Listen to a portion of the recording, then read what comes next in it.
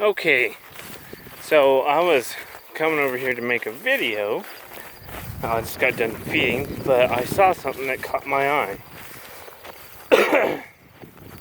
I bought the Rouse Sidekick rake, and I know everyone. I've made it. I thought I made it perfectly clear that light framed rakes do not work here. They just don't work at all. I think there's some nice ones, but I'm gonna give you a very good example of why they do not work. Well, there's one bend in this one. See it bowed that in there. This one's just twisted. Somebody added that piece in there. Somebody re-welded that. And I think How Farms Work has a rake. I think they have one of these rakes. Theirs is a Gale, and I'm pretty sure Gale built this rake. And oh my gosh, look, somebody redone that one. Oh, I missed that one. Maybe that's why my stupid bit never worked. Then this one was put on, and then we straightened it up, and then we did this, and then later on that happened, and that's, you know, I mean, that's decently thick steel, but it was just too light. Light frame rakes do not work here. What I'm actually thinking on doing is taking this one and either making a windrow turner for a loader bucket, or copying that Rouse rake that I have and maybe adding another wheel to it, so I can, because mine won't rake two rows together, it just won't, and building one just like the one I have, copying it, you know, doing something that's pretty much illegal, but this is my shit, so whatever. And then making it where I can put two windrows together. So what I'd really end up having is two windrow flippers. And these ones might be a little light, but yeah, that's kind of what I'm thinking about doing with this rake, because this rake is just junk. It was junk before I got it. Like these are a joke. Like that whole system is a joke. I hate that. I had so much trouble with that, but we borrowed this rake, probably 2002, 2003. It got real dry and the alfalfa wasn't growing well. And so we borrowed this one from a guy, and we did what we needed to. That's bent. That rim right there, that's bent there. I think the tire's even bowed out from it, but we're like, okay, we're gonna bring it back to you, and he's like, no, don't you dare.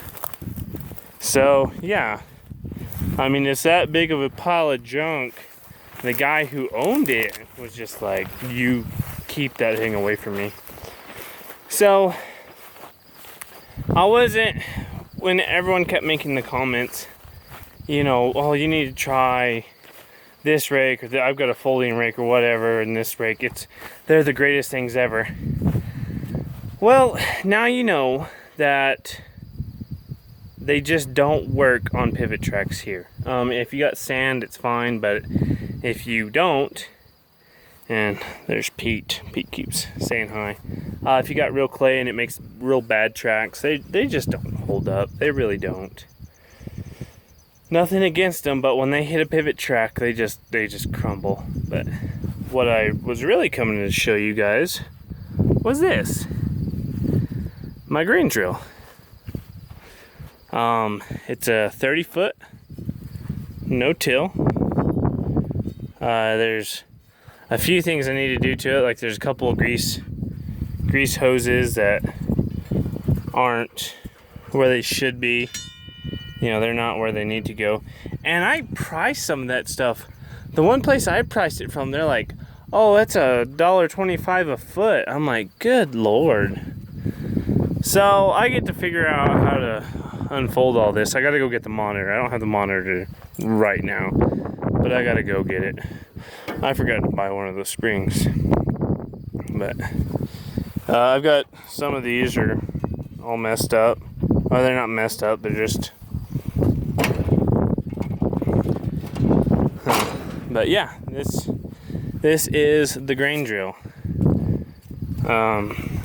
I think it'll work really well for what I want to do. We pulled it home with the 7810 singled. You know, we don't have duals for it right now. Gonna get duals for it, just not right now. So far, this is my biggest concern is the wiring. I gotta get all the wiring figured out and patched up. There's a wire that's messed up back there. And I'm missing the marker. Like, I've got the marker. I gotta go get the marker. But I think the pin came out of here and it allowed this shaft to come out.